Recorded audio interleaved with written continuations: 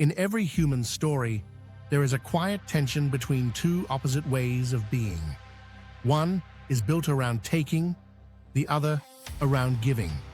One survives through control, the other through connection.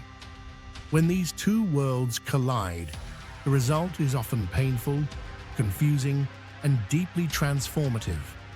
This is the dynamic often described as narcissists versus empaths. A narcissist is not simply someone who loves themselves. At a deeper psychological level, narcissism is a defense. It is a carefully constructed identity built to protect a fragile inner core.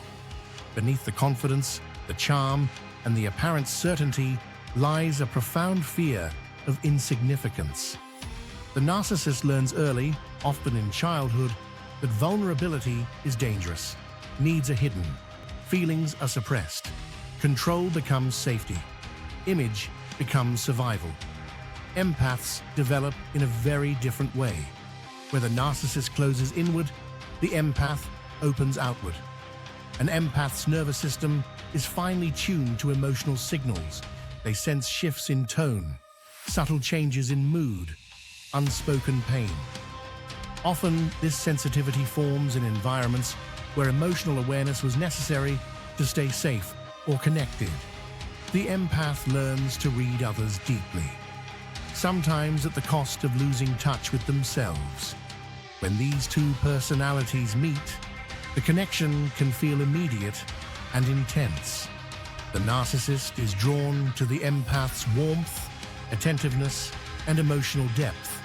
The empath is drawn to the narcissist's confidence, clarity, and strong presence.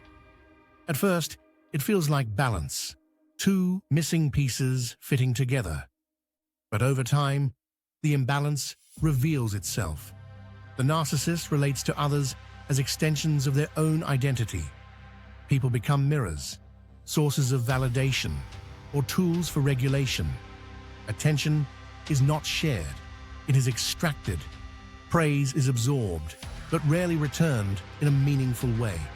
Criticism, even gentle feedback, feels like a threat and is often met with defensiveness, dismissal, or subtle punishment.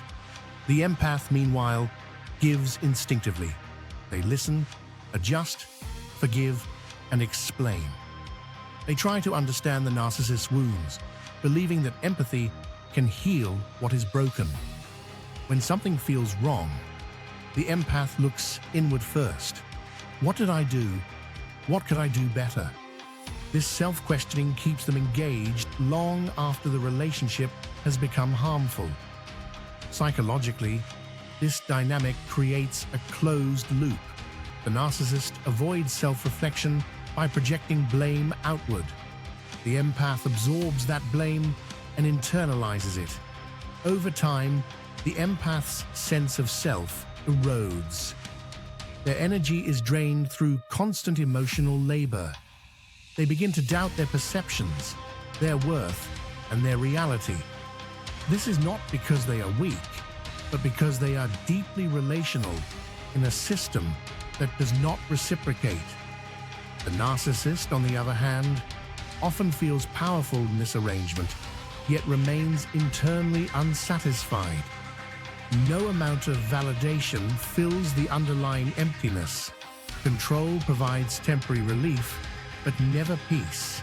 The narcissist may cycle through relationships, repeating the same patterns, always searching for something external to stabilize an inner world they cannot face.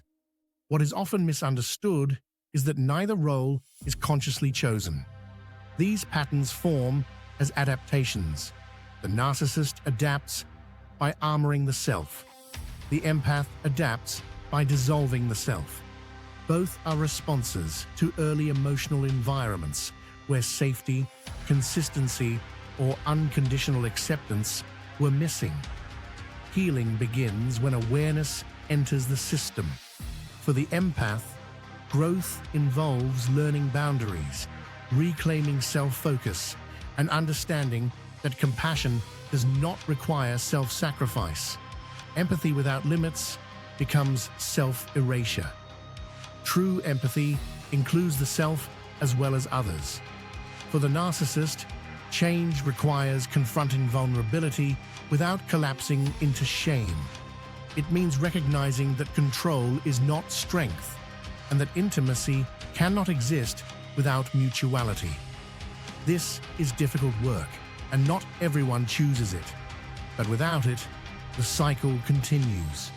The deeper lesson in the empath-narcissist dynamic is not about good versus bad, or victim versus villain. It is about imbalance. When one person gives without receiving, and another receives without giving, something essential is lost on both sides.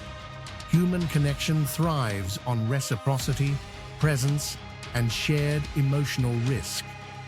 In the end, the most powerful shift occurs when the empath stops trying to heal the narcissist, and the narcissist stops trying to escape themselves. Only then can both move toward relationships that are not based on survival, but on genuine connection.